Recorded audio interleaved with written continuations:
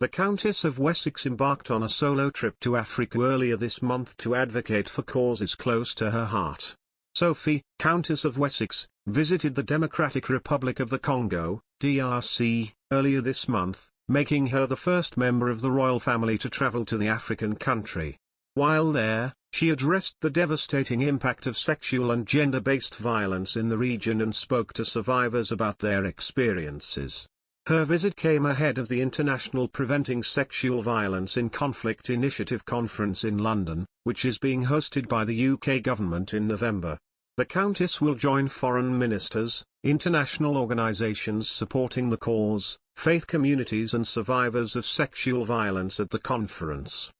Sophie has long been passionate about supporting women and championing gender equality. She has devoted much of her time to advocating for charities and organizations that aid women in conflict around the world.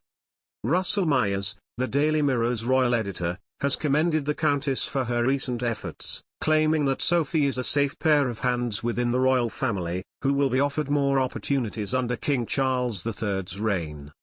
Speaking during last week's episode of Pod Save the King, Mr. Myers said Sophie's work flew very much under the radar, explaining that she was in the Democratic Republic of Congo, DRC, talking about sexual violence amongst women, something that she's had a long-standing commitment to. It's a very difficult country to operate in, to travel around, but she's been doing expertly well.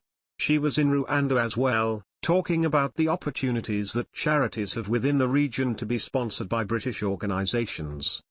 This is something that I think is a really big opportunity for Sophie Wessex and indeed the royal family, because obviously there are fewer major players within the streamlined, slimmed-down monarchy operation, and I think that people want to see her because she's definitely a safe pair of hands.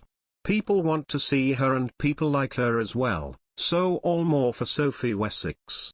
Sophie was known to be extremely close with her mother-in-law and was understood to be one of Her Majesty's most frequent visitors at Windsor Castle. It had been feared that the Wessexes' time in the public eye would be reduced under King Charles III, but it has now been said that the palace is definitely pushing Sophie into a senior royal role. Roya Nikar, the royal editor for the Sunday Times, told True Royalty TV that the Countess of Wessex is getting more of a platform. Whereas, after Markle and Harry decided to stand aside from their positions as senior royals, a petition was started online asking that the Duke and Duchess lose their titles so they cannot be used for personal financial gain. There has been a petition, a movement from the people of the county of Sussex, they're supposed to represent, to remove them. Why? Because they're taking the name but they're not doing anything for the people of Sussex, added Forwich. This is a dilemma. This is not a celebrity role. It is a role of duty. So you need to do your duty, and then hold the title. Why would anybody want the title if they don't want to do their duty to the people of the county of Sussex? You either do or you don't. You can't have your cake and eat it too. In his first address as the head of state of the United Kingdom, King Charles III discussed the change or lack thereof in royal titles within the family.